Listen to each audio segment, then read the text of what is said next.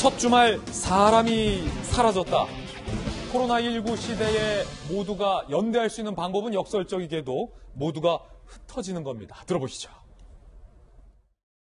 역설적이지만 코로나19 시대에 연대하는 방법은 모두가 흩어지는 것이며 사람 간의 접촉을 줄이는 것 이외에 지금의 유행을 통제할 수 있는 방법은 없습니다. 9월 6일까지 일주일간을 1,000만 시민 멈춘 주간으로 하고자 합니다. 일주일은 일상을 포기한다는 각오로 생활 방역에 철저를 기해 주시길 부탁드립니다. 우리는 다시 나아가기 위해 잠시 멈추는 것입니다.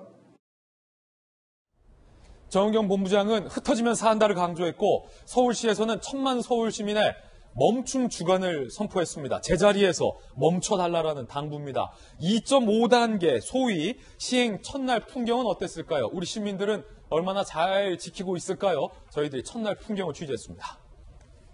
영상으로 한번 보실까요? 자, 첫 주말, 첫날입니다. 2.5단계. 인적이 끊겼습니다. 주말이면 빽빽했던 광화문 곳곳이 이렇게 텅텅 비어 있음을 확인할 수 있었습니다. 코로나19에 대한 공포가 발동을 한 거겠죠. 그리고 이 먹자 골목에서도 사람이 굉장히 한산한 모습입니다.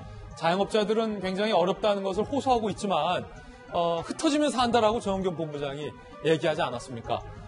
일상의 멈춤이 제대로 잘 실현되고 있음을 확인할 수 있는 풍경들 저희들이 취재를 하고 있습니다. 어제의 모습이었습니다. 이번 주부터 서울시가 강조했던 것처럼 일상을 멈추는 한 주간이 시작됩니다. 뭐가 달라질까요?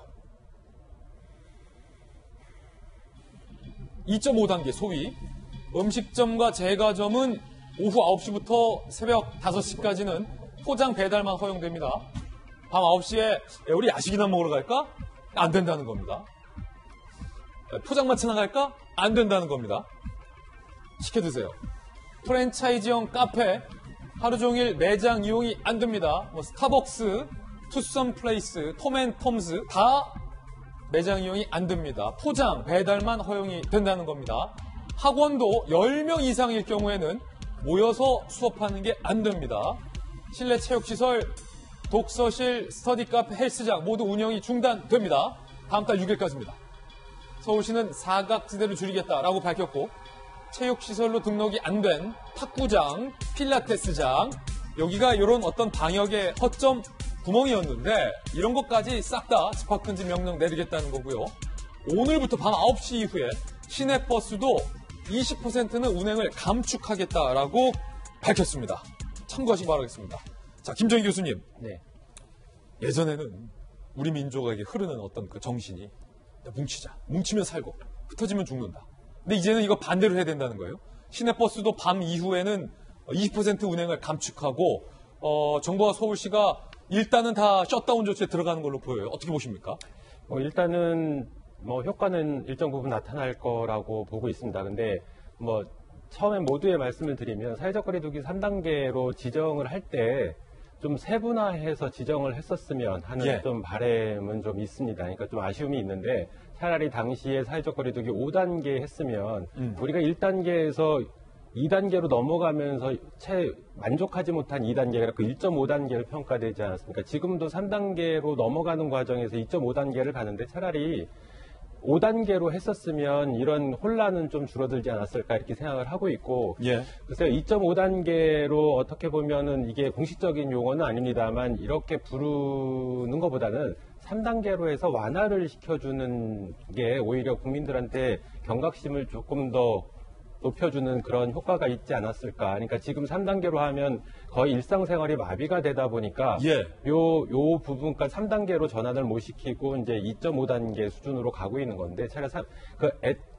처음에 3단계 지정할 때 세부 조항에 대해서는 완화를 시킬 수 있다라는 조항이 있었거든요. 그러니까 지금 3단계로 전환해서 경각심을 크게 높이고 시행 조치 자체는 세부 항목에 대해서 사회적인 어떤 경제적인 마비가 일어나는 부분만 완화 조치를 했으면 어떨까라는 생각을 가지고 있습니다. 어쨌든 지금 단계 2.5단계로 가면 일정 부분 효과는 나타날 거라고 생각을 하고 이게 지금 일주일을 지정을 했습니다. 정확하게는 8일입니다만. 근데 일주일 좀 줄어드는데 이게 완벽하게 일주일에 다시 2단계로 전환을 했을 때 이게 완벽하게 안정화가 될 거냐, 이게 줄어들다가 다시 또 확산될 수도 있기 때문에 어쨌든 정부 차원에서는 일주일을 지켜보고 향후에 또 추가적인 조치를 결정을 할 거라고는 생각을 하고 있습니다. 예. 그런데 시행 조치에서 조금 미흡한 부분들이 보이는 게 아무래도 일단은 일반 음식점이나 제과점을 대상으로 해서 9시 이후에 영업을 하지 말라라고 얘기를 하고 있는데 그럼 주간은 어떻게 되는 거냐. 그러니까 실제로 많은 부분 주간에서 우리가 거리두기가 안 되고 마스크를 벗으면서 음식물이나 음료를 섭취하는 환경들이 조성이 되거든요. 그러니까 이런 부분을 완벽하게 차단은 못 시킵니다만 어쨌든 효과가 좀 발휘되게 정책을 조금 더 정했으면 어땠을까 이런 생각을 좀 가지고 있습니다. 그리고 또 카페 같은 경우에도 지금 기업형 카페들만 제한이 들어가는데 그러면은 이제 개인 카페나 아니면 동네에 이제 작은 곳곳에 많은 카페들은 그냥 앉아서 차도 마시고 뭐 대화도 나누기 가능한 거예요? 예, 지금 규정에 의하면 가능합니다. 그러니까 기업형 프랜차이즈 카페만 제한 테이크아웃만 허용이 되고요. 나머지 그렇지 않은, 근데 실제로 비율로 보면 전국적으로 한 90%는 개인이 운영하는 그렇습니까? 예, 카페라고 알려져 있고 수도권만 해도 한 88%가 개인이 운영하는 카페로 알려져 있거든요. 그렇다 보니까 어떻게 보면 풍선 효과가 발생을 할 수도 있다라는 생각을 가지고 있습니다. 그래서 애초에 이런 규정을 만들 때에는 좀 이런 고민을 또 좀 더 세심하게 했으면 어떨까라는 생각을 가지고 있습니다. 그래서 어쨌든 기업형 카페 같은 경우에 직영점 아닌 다음에는 그 업주 같은 경우에는 개인이 운영을 하는 거거든요. 예. 똑같이 경제적인 부분에서 타격을 받기는 마찬가지다. 그러니까 이런 거에 형평성에 맞게 좀 어떤 조항을 만들 때는 좀 고민을 더 했으면 어땠을까라는 좀 아쉬움이 좀 있습니다. 2.5단계 조치가 시행됐는데 여전히 현장에서 혼란은 존재합니다. 어떤 혼란들일까요? 함께 보시죠. 방금 김 교수님 지적해 주셨던 것처럼 자, 동네 카페는 되고 또 대형 프랜차이즈 카페는 안 되고 이런 게 대표적이고 그것뿐만 아닙니다. 빵은 되고 커피는 안 되고 혼란스럽다는 겁니다. 가도 될지 말아야 될지 소비자 입장에서는 점주 입장에서는 야 우리 여는 거야 마는 거야 뭐 이런 혼란들. 프랜차이즈형 커피 음료 전문점은 매장 내 취식이 안 되는데 자 동네 커피 전문점은 되고요. 빵을 위주로 하는 프랜차이즈형 점포. 예컨대 뭐 파리에서 온 국내 기업이긴 하지만 뭐 무슨 바게트 있지 않습니까? 이런 것들. 자 커피도 판매하거든요. 많이 팔거든요. 커피. 근데 거기는 또 된다. 매장이 된다. 이런 약간 혼란, 혼선 헷갈린다는 거죠. 각종 음료를 판매하는 프랜차이즈 패스트푸드점은 밤 9시에서 새벽 5시 이외에 매장 내에서 취식은 또 가능하다.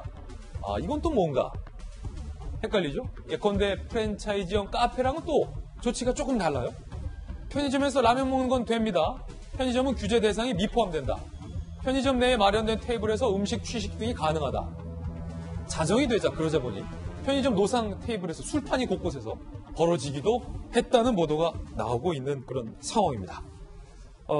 자, 일단 이재명 부장.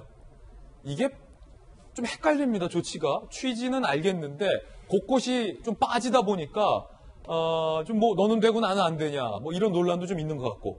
그렇죠. 뭐 업종별로 규제를 보다 보니, 그리고 또 하나가 이제 아무래도 카페 같은 경우는 자영업자들, 그러니까 영세 자영업자들을 좀 더 보호한다는 측면에서 대형 프랜차이즈 업종들만 이제 업체들만 규제를 하다 보니까 논란이 좀 벌어진 것 같은데, 뭐 조금 전에 김정인 교수께서 잘 지적해 주신 것처럼 그러니까 아무리 규모가 커도 개인 카페는 지금 허용이 되는 거죠. 다만 이제 대형 프랜차이즈의 경우는 규모가 작아도 테이크아웃 말고는 이제 허용이 안 되는 거죠. 그런 논란이 분명히 존재하는 것 같고 또 하나가 지금 얘기하신 것처럼 그 대형 프랜차이즈 커피숍에서는 커피 마실 수 없는데 테이크아웃만 가능한데 제과점 같은 경우는 안에서도 커피까지 마실 수 있는 거죠. 그러니까 이게 분명히 논란이 있는 것 같고 또 조금 전에 저희가 화면에서 봤지만 식당이나 술집 전부 다 9시 이후에 영업이 불가능하지만 배달만 가능하지만 사실 편의점 같은 경우는 제한이 따로 없죠. 예. 그러니까 이런 이렇게 업종별로 조금씩 이제 세분화된 지침이 없다 보니까 좀 논란이 분명히 존재하는 것 같고 좀 더 지적했지만 분명히 풍선 효과가 우려되는 거죠. 이게 사람이 모이지 않도록 하는 게 목적인데 그러면 대형 프랜차이즈는 안 되는데 개인 카페는 되느냐? 약간 논란이 있는 거죠, 기본적으로. 그래서 물론 영세 자영업자들을 보호한다는 건 취지는 이해할 수 있지만 저는 강력한 2.5단계 거리두기를 통해서 어떻게든 일주일 내에 이 어떤 확진자들의 증가하는 이 추세를 막아보자 했으면 좀 더 엄격한 기준으로 당분간은 좀 모두가 좀 고통을 분담하는 그런 차원으로 가야 되지 않을까. 그래야만 풍선 효과가 나타나지 않을 것 같은 그런 이제 우려가 있는 게 분명 존재하는 것 같습니다. 아니, 김 교수님, 뭐 패스트푸드나 편의점, 빵집은 비교적 이번 조치에서 좀 벗어나 있는 것 같은데 여기서 만약에 확진자 나오면 어떻게 되는 겁니까? 나올 가능성도 있죠. 지금 이지명 기자가 말씀하신 것처럼 이제 풍선 효과라는 게 있거든요. 그러다 보니까 이제 사람들이 몰리게 되면 그 사이에서 또 이제 확진자가 발생을 할 수가 있는데 지금 보건당국에서 얘기하는 거는 이러한 그 가게들이 업종 분류 체계를 하나로 잡기가 힘들어서 이런 결정을 했다라고 하는데 제가 보기에는 기본 전제는요. 어떤 실내에서 마스크를 벗고 뭔가를 섭취하는 행위, 예. 요거에 해당되는 모든 업종이 다 해당된다라고 생각을 하거든요. 그러니까 예. 이런 것들을 기준 하나의 원칙을 잡고선 이에 해당되는 거에 대해서는 당분간 일주일이라도 통제 방안을 강구하는 게 맞다. 그래야지 확실한 효과를 볼 수가 있다. 저는 이렇게 생각하고 있습니다.